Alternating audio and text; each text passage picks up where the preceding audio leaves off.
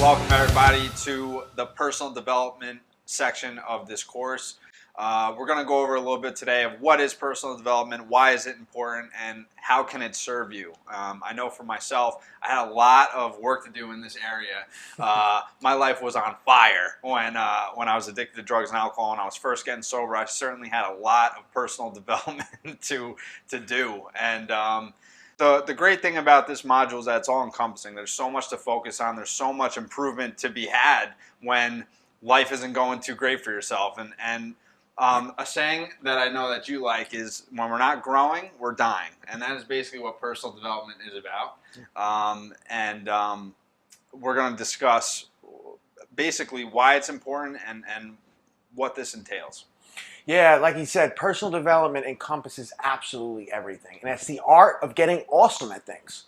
I mean, there's so many different components to life. And you may be really, really good at certain things in your life, but there's definitely things in your life that you're not very good at. We all have our strengths, we all have our weaknesses, and this is how you can leverage and utilize these different parts of your life. You can work on certain things. You can find ways to get around different blockages that you have in your life and navigate through your life in the most effective and efficient way.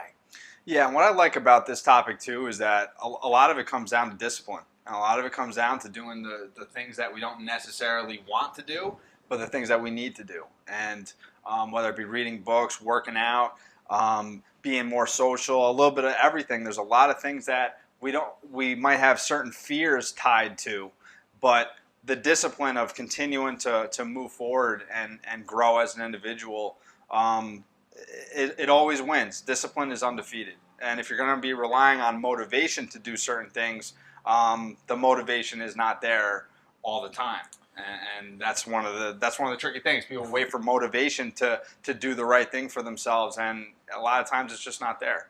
Yeah, discipline is the ultimate equalizer. You can be the best person in the world. You can have the most talent out of anybody. But if you don't have discipline, you're not going to win. The person that works hardest, the person that gets the right systems in and actually works on the things every single day is the one that's going to succeed. So the first question I want to ask you is, what in your life do you need to get good at? See, we all know what we're actually good at, but what are the areas in your life that are lacking, that are holding you back, that are like a thorn in your side, that have you constantly thinking about it and making your quality of life bad? What are the things that set you on fire? See, one of my big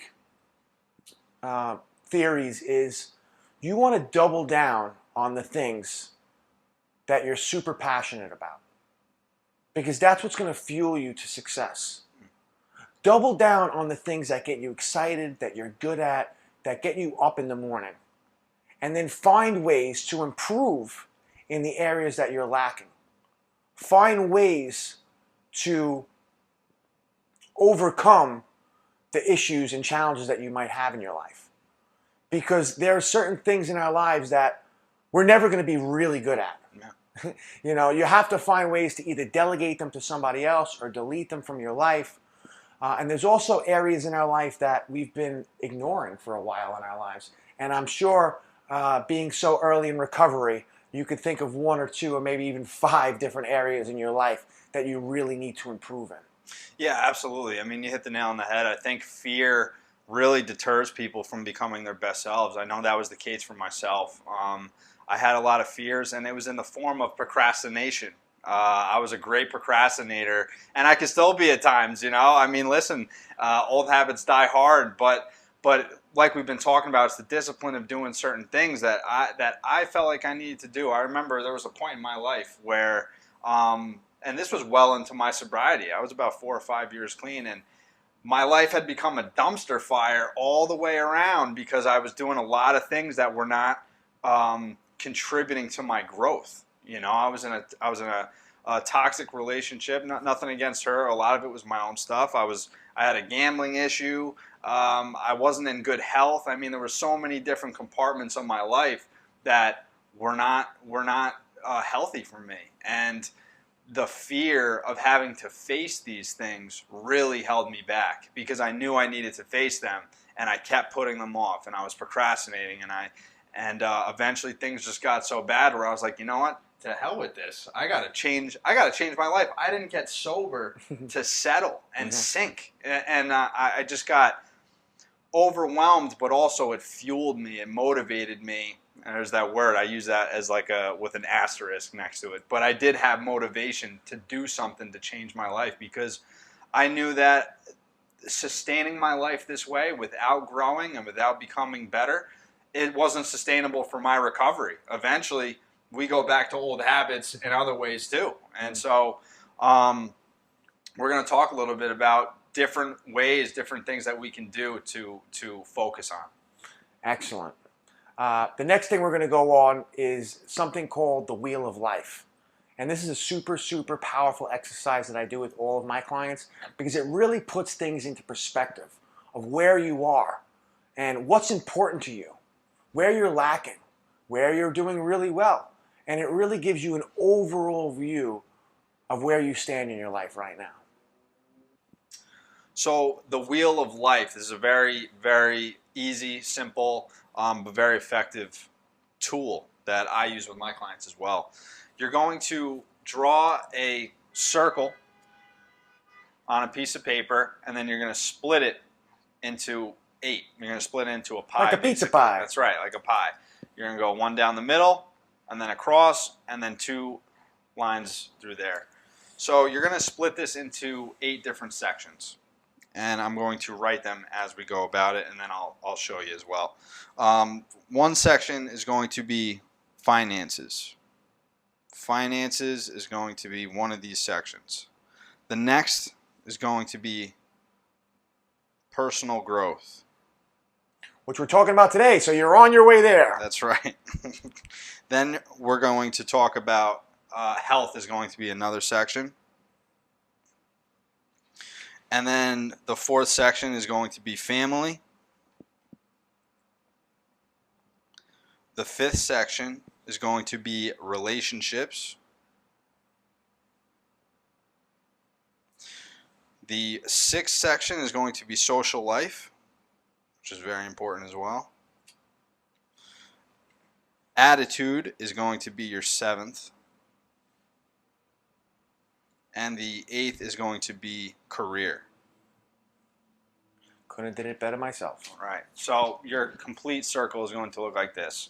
You're obviously, each section of the pie is going to be all of these different categories. So the simplicity of this is you want to think about where your finances are for you right now, or where on a scale of 1 to 10, where you feel like you are on a personal growth level, where your health is. And this is all encompassing. So health, whether that be your physical health, your diet, you want to take an overall view on what it is. How are you physically right now? How do you feel? Same thing with family, relationships, all these things. So 1 is going to be very poor.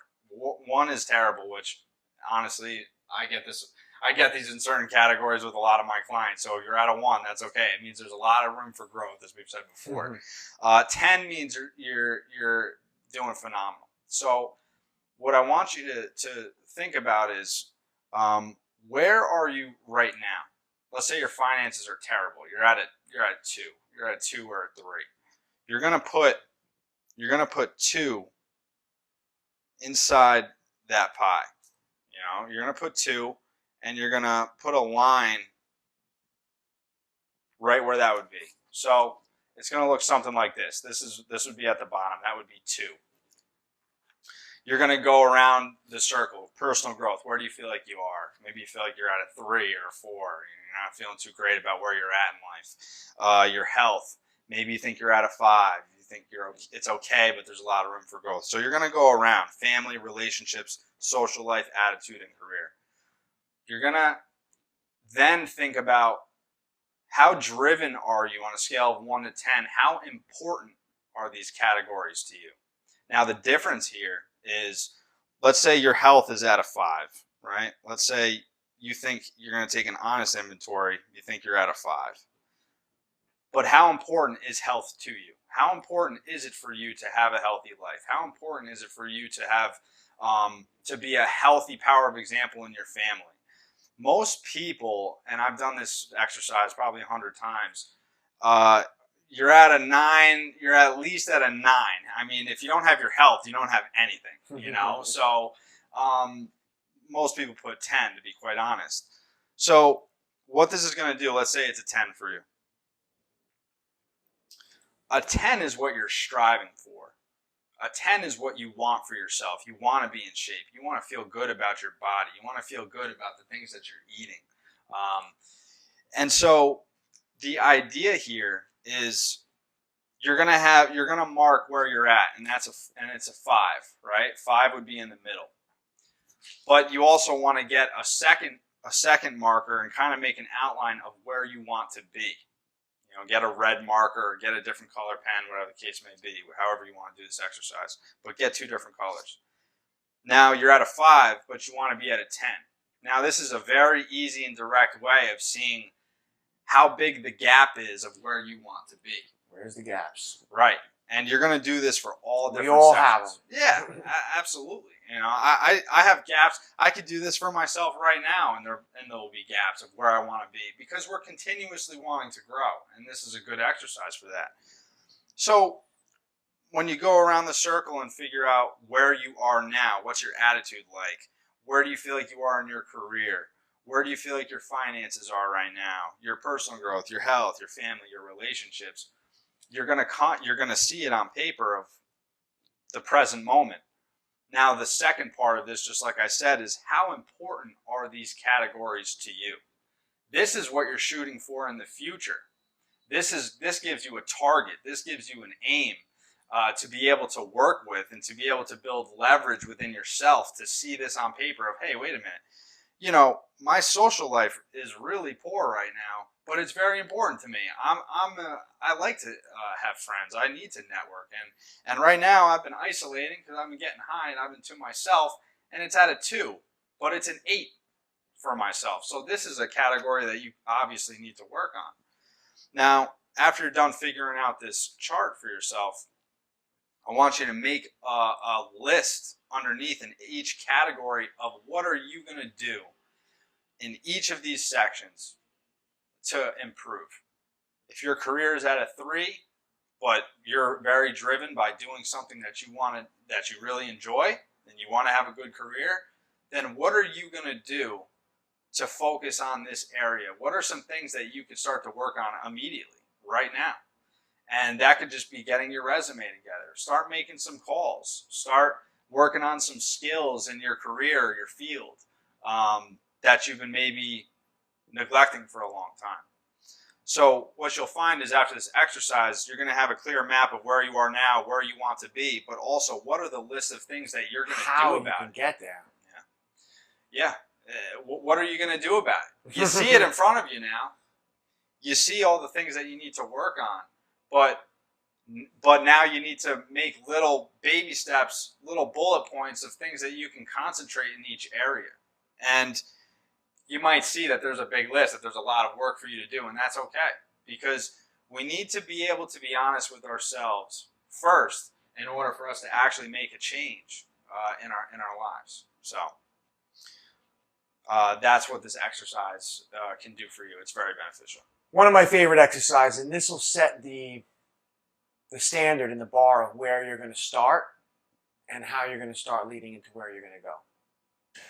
The next thing this leads us into is what is important to you in your life.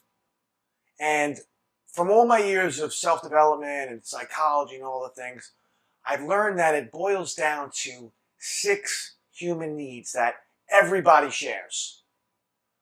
The thing is that some of these needs are more important to other people and some are more important to others.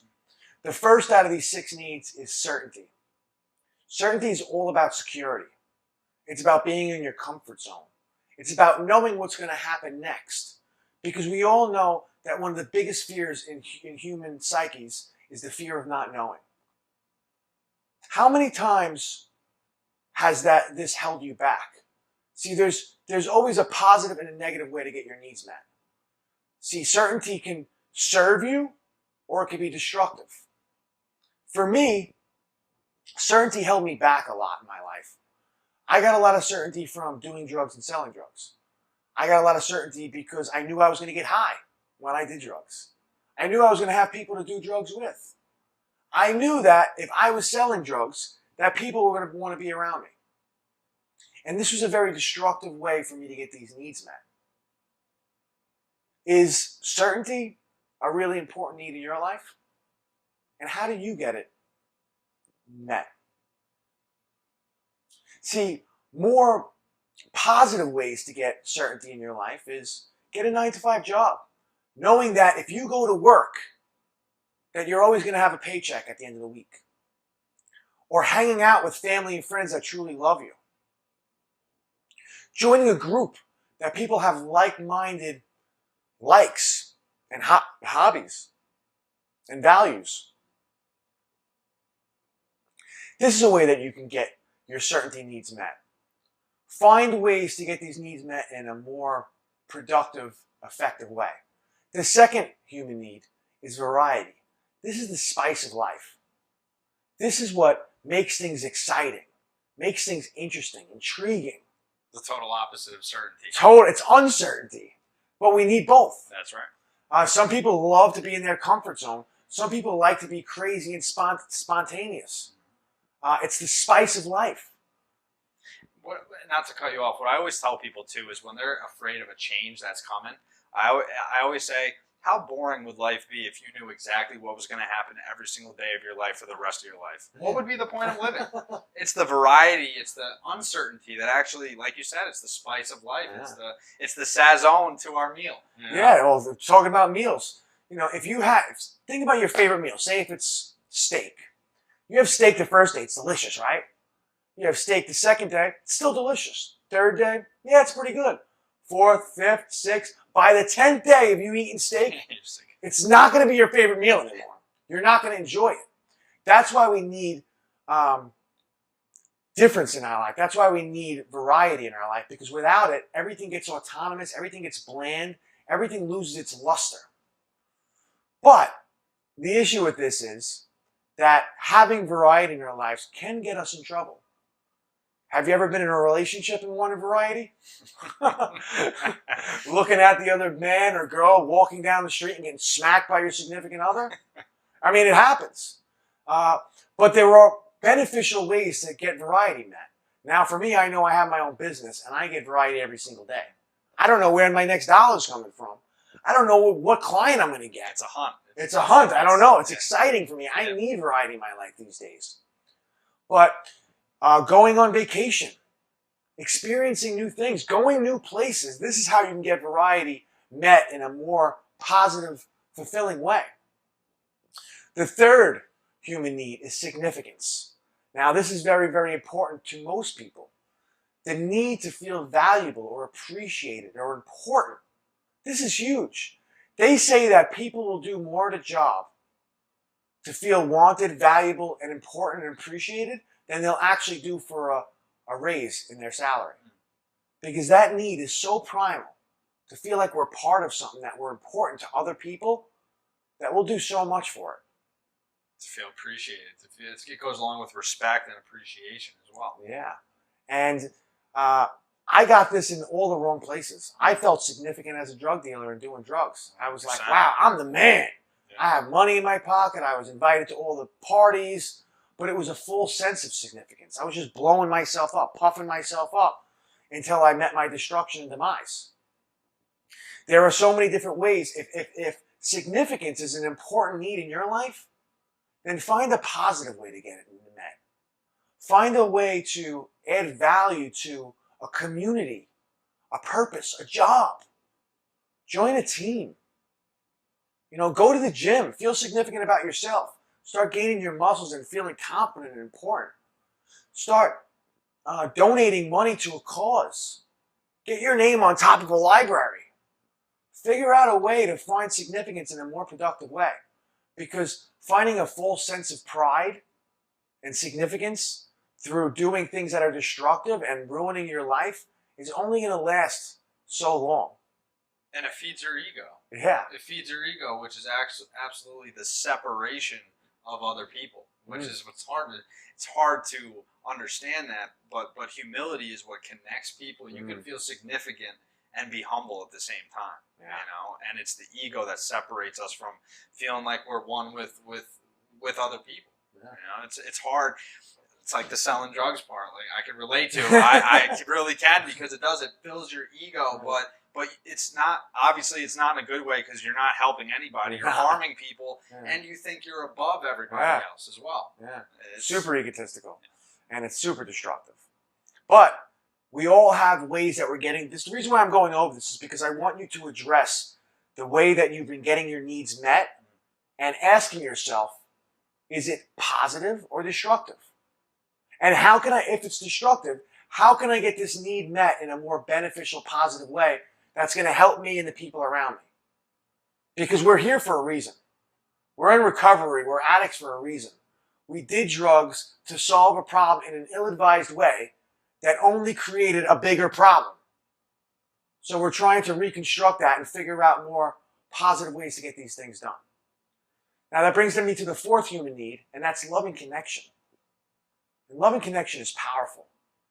That's about connecting with either a person, a place, an activity, an experience. It could be anything. It could be a purpose.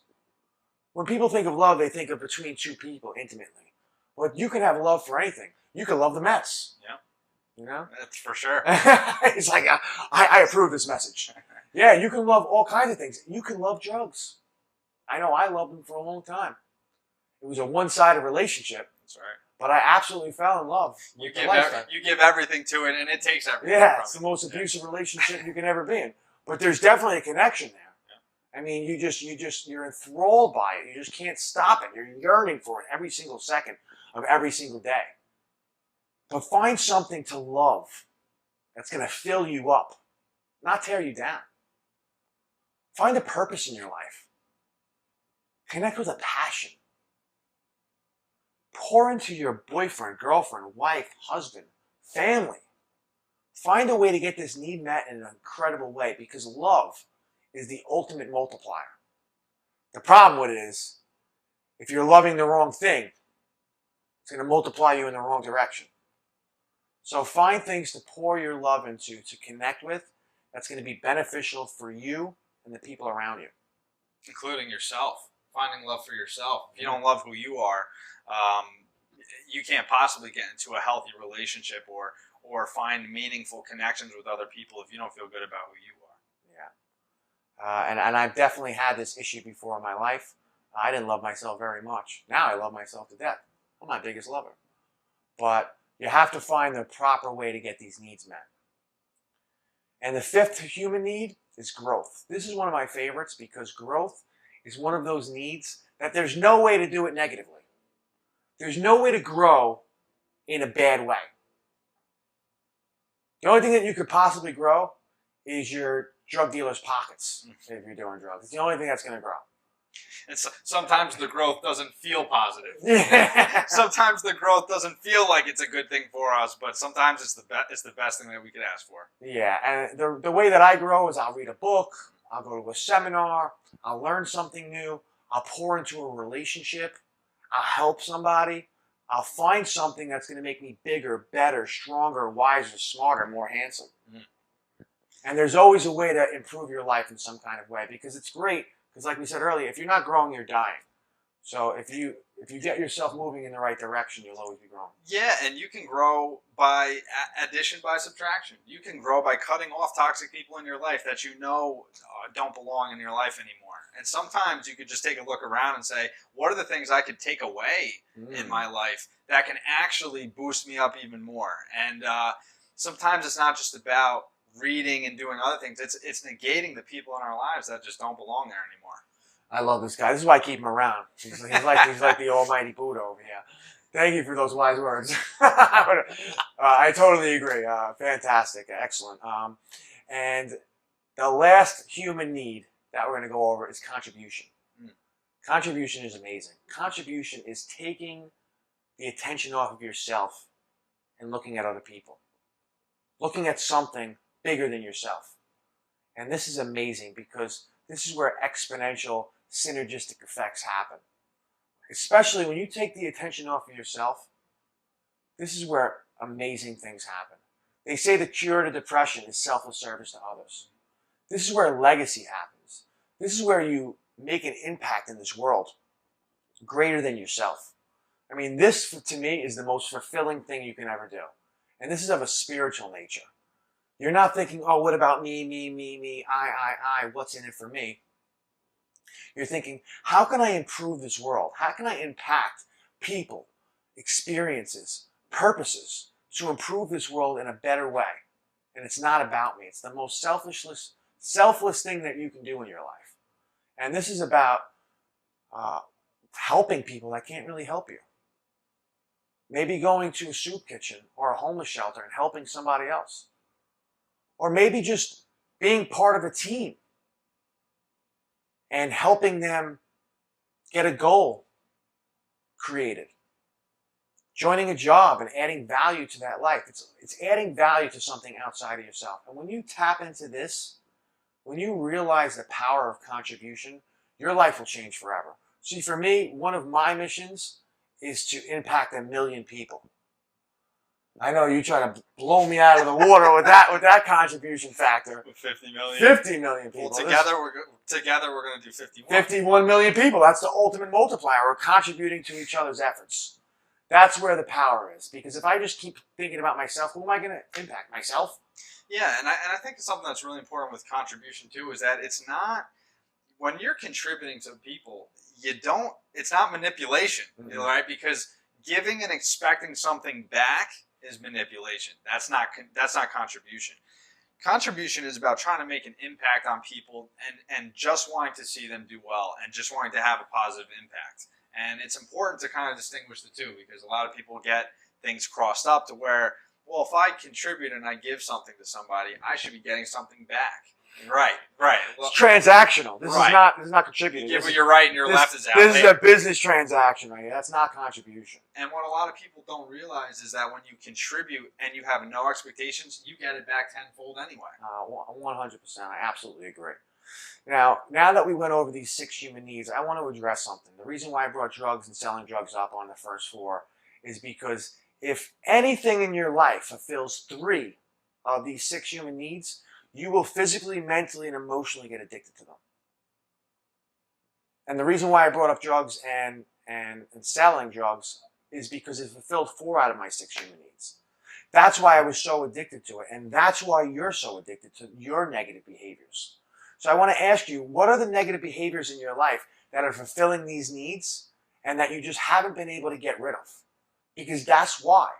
You have to find something to substitute that need that is being met and figure out a way more positively to get that need met. See, you could substitute. And I always take my clients and whatever drug they're addicted to, I always substitute it with the gym. Because the gym fulfills 5, potentially 6 of these human needs. And it's a more healthy thing to be addicted to. Also, on top of this, we all have certain needs that are more important than others. There's a hierarchy for everyone. See, when I first did this activity and I was just getting out of my addiction, I realized certainty was number 1 for me. And significance was a very, very close number 2. And then it was love and connection and variety, and then growth and contribution was somewhere far between, all the way at the end of that list that I didn't even know about. But when I started reevaluating my life, I realized that growth and contribution are the number 2 in my life. They are the 2 number 1 things in my life at this moment today, because I reevaluated my life and I realized what is most important to me and what's most fulfilling. And when I got my head straight and I realized what really sets me on fire, I realized certainty was holding me back, because certainty stuck me in my comfort zone and there was no room for growth in certainty. There was no room for contribution because I was stuck in my bubble. Right. And significance was all about me. You can't contribute if you're trying to think about how significant you are. Yeah, I like to feel significant. Yeah, I have a little ego and pride. But contribution is way more important to me nowadays. So you got to ask yourself, where is your hierarchy? List them from highest to lowest. and then figure out ways to get those needs met in those kind of fashions. Something that is incredibly important is personal development, is having a vision and having certain goals met for yourself. I know a lot of people probably have heard goals being talked about 100 times, and they're like, okay, I got to have goals, but it's so true. It is so crucial to have goals for yourself. And this is a part of the exercise that I went over a little bit ago with having certain a mapped out vision for yourself of where you are now and where you want to go. But you got to really get real specific with what type of goals do you have for yourself? How do you want to grow? What areas? And what are you going to do about it? But also coming up with real specific targets of where do you want to be, right? Let's say you have a fitness goal for yourself. You want to get in shape. Now, how are you going to get to where you want to go? The first thing you got to come up with is, well, where do you want to go? you gotta create the roadmap to the final destination. You got to destination for the GPS. Yeah, you got to set the destination for the GPS. If you don't know where you're going, you're just going to drive around and drive around aimlessly. So the idea is to create goals for yourself in different areas of your life. And let's say you want to get to 180 pounds, and right now you're at 210. Well, guess what? You just did half the battle right there. You're figuring out, okay, I have to lose 30 pounds. Now, how long do you want to give yourself to lose this 30 pounds? Do you want to give yourself a year? Do you want to give yourself 6 months? Do you want to give yourself 2 months? And from there, you can break it down. Yeah, so it's great. That's you break it back from the finish to the start. So the vision is where you keep the binoculars on. You look at it like, ahoy, matey, that's where we're heading, straight away. So that you got to keep that in your vision. But your goals are the checkpoints on the way to your vision. And this whole process really, really propels you into the right direction when you're trying to create a vision for yourself. Because that's ultimately where you want to go. And the goals are going to get you there. They're the checkpoints. But you have to break goals down step by step into micro goals. And it's the same thing I think I've said a million times in my life. How do you eat an elephant? One bite at a time. You know, if I told you to go climb Mount Everest right now, you'd be like, you're out of your mind. I can't climb Mount Everest. But if I asked you to climb up 10 flights of stairs each day for 365 days, that would sound a little more doable. But the fact of the matter is, climbing 10 flights of stairs for 365 days is higher than Mount Everest. But you broke it down into more feasible goals that were attainable in the process. And that's what you need to do with your life. One of the things I had a lot of uncertainty about was creating a business and being a recovery coach. And I knew that the only way that I was going to do that was by creating content. And content was something I was not comfortable doing. I had never created content before. And I knew if I created content on social media that this would be a way that I could eventually have a business for myself and be able to reach people and contribute in the way that I want to. So I created really small goals where okay, I want to get to 10 followers, and I reached that within a short amount of time. I started creating content, and I felt good about that. It was manageable. And then I created a goal for 100 followers, and after I reached that, I felt really good. I was building momentum, even though That's about how many followers I have. Well, you know, it's true. Like you keep building on it, and I wish I could. Yeah, like Thomas the Train, you know. And and I said, you know what? I said after a year, I'm just going to commit. I said, you know what? I have some proof of concept here. I haven't been content for long, but after a year, I want to have 100,000 followers, and I'm just going to commit to the process. I'm going to make 4 to 5 videos a day, and I'm going to make impact on people's lives with addiction and recovery, and I just committed to the process, and I got there, and it didn't happen overnight. It did not happen immediately. I was not comfortable doing it, but I had a vision for myself. I knew what I wanted to do, and I was willing to put in the work and the discipline to do it. And this isn't something that you necessarily have to do, of course, but we all have our own vision for our lives and what we want to do. I feel like we are all given that gift that is put in our gut, we just instinctively, we know what we need to do and what we want to do in life. And it's that second voice. Our gut knows, but our head gets in the way, and our instincts get quiet, and our mind gets loud, and it tells us what we can't do, and the uncertainty, and you're not used to doing this. The fears creep in, and you got to just eliminate it, because you got to just commit to the process and set your GPS to where it is that you want to go. So you got to ask yourself these 3 questions in this exact order. The what am I going to do? The what do I want to do? The why am I doing the what? And then if you got these 2 ones, the how comes. And you don't need to know the how. Each step will show itself if you have a strong enough what and a strong enough why. So you have to figure those things out first, and you'll be able to accomplish any goal of your dreams. So to achieve your goals, you're going to have to really learn how to step out of your comfort zone. Now, for the people out there that said certainty is one of your most biggest needs in your life, you might have to stick your toe out and slowly grow out of that. Little incremental, uncomfortable situations, 2% out of your comfort zone, so you can start creating different things. Because if you live in your comfort zone, you'll always have the same life you had as yesterday. It'll never change. And you have to be able to do things that you're not comfortable with and that you're not normally used to doing. And a few of the things that I'm going to ask you to start doing in your life, it's going to change your life. They're going to sound a little weird when I first introduced them. And the first thing is a vision board. A vision board is getting a piece of oak tag, getting whatever you need to do, and creating a vision of how you want to live your life. And you can cut out things out of magazines, you could draw pictures, you could print things out, whatever you want to do.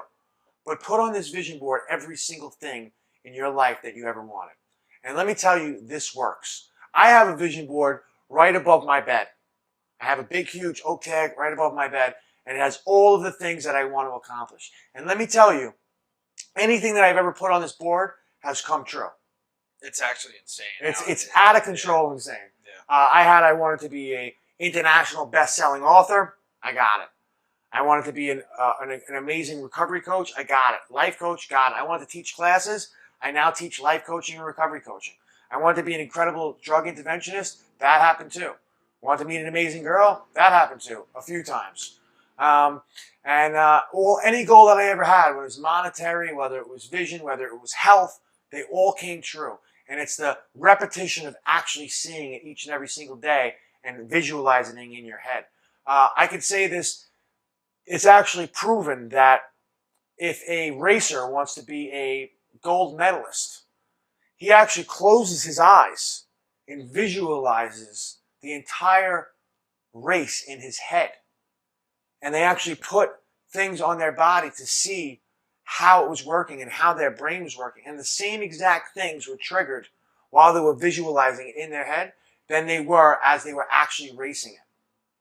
The same thing with people taking free throw shots. They told these people to visualize taking the shot, and the same exact functions were fired in their minds as they were actually taking the shot. So visualization is very, very powerful to succeed. Your subconscious mind doesn't know the difference between what is real and what is imagination.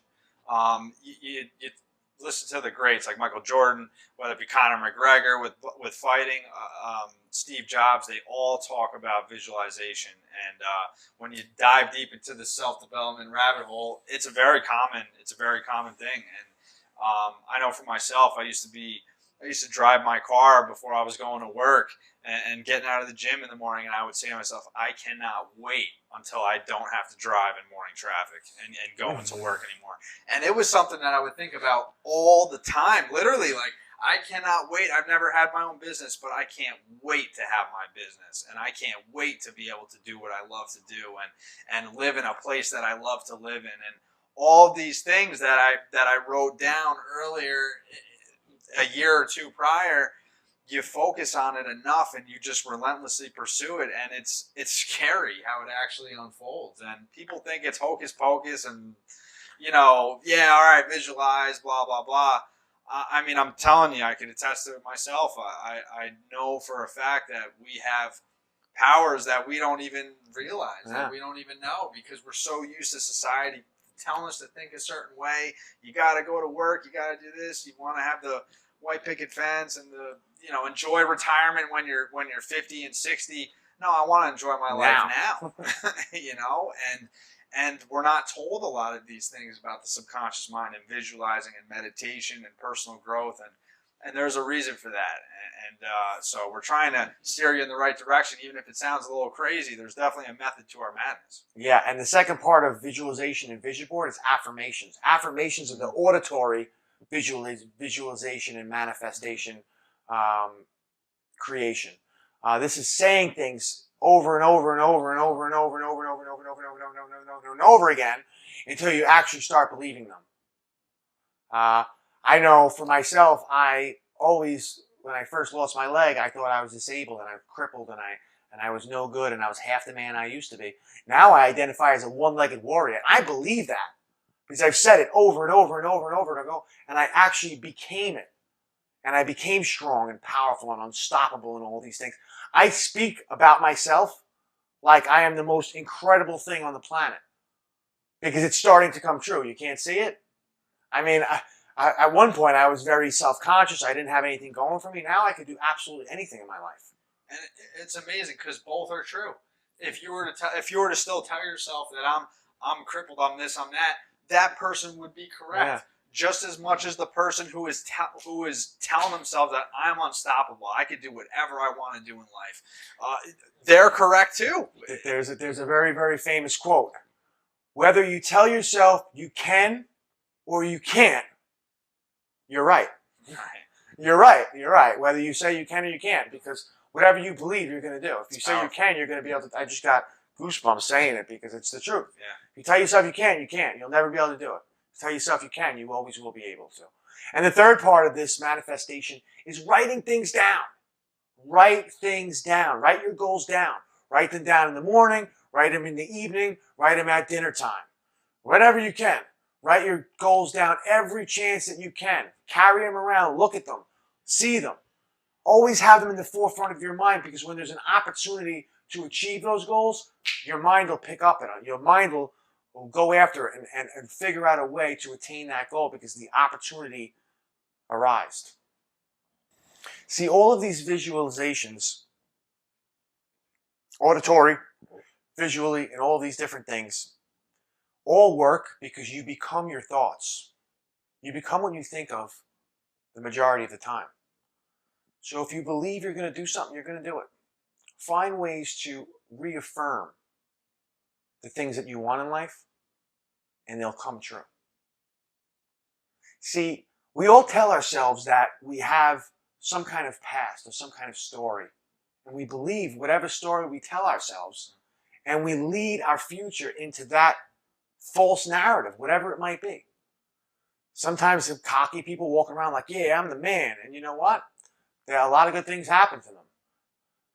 But if you tell yourself you have a negative story, I'm a junkie, I'm a loser, or nobody loves me, nobody cares about me, I'm going to die, you are going to start moving in that direction. Yeah. I knew when I was kicking the bucket down the street and I didn't have 2 pennies to rub together to start a fire, and I was looking for drugs and all that stuff, it was, oh, poor me, I have a terrible life. I told myself that I was bullied as a kid, that I was abused, that I had no opportunities in my life, nobody liked me, I had no personality, I was dumb, I was stupid, I was a liar, I was a cheater, I was all these different things. And these were the things that were following me around my entire life. But it wasn't until I decided to make a more compelling story that my life started to change forever. See, I could tell the same exact story of me being bullied and abused and all of these different things in a more powerful, impactful, compelling way. See, I could say that I had so many challenges as a kid. I had people that picked on me, but I learned how to overcome and transmute these things into strengths. I turned my biggest weaknesses into my biggest strengths. Yeah, I did drugs, but I learned so much from it. I learned what not to do. I failed my way to success. Okay, yeah, I overdosed and I almost died and I lost my leg, but it proved to me how strong I was, how I can overcome absolutely anything in my life, how I could become a one-legged warrior, how I can inspire and motivate hundreds and thousands of people every single day of my life. That God gave me a purpose to pour into other people, to improve them, to strengthen them, to empower them. And that I have a true purpose in my life to impact 1 million people in this world. That's a totally different story than I just told. What's the story that you're telling yourself? Is it serving you? Or is it holding you back? And if it is holding you back, how can you tell yourself, I'd like you to write down on a piece of paper your old story and then your compelling story. How can you retell your story in a way that's going to empower you and motivate you and propel you into the future?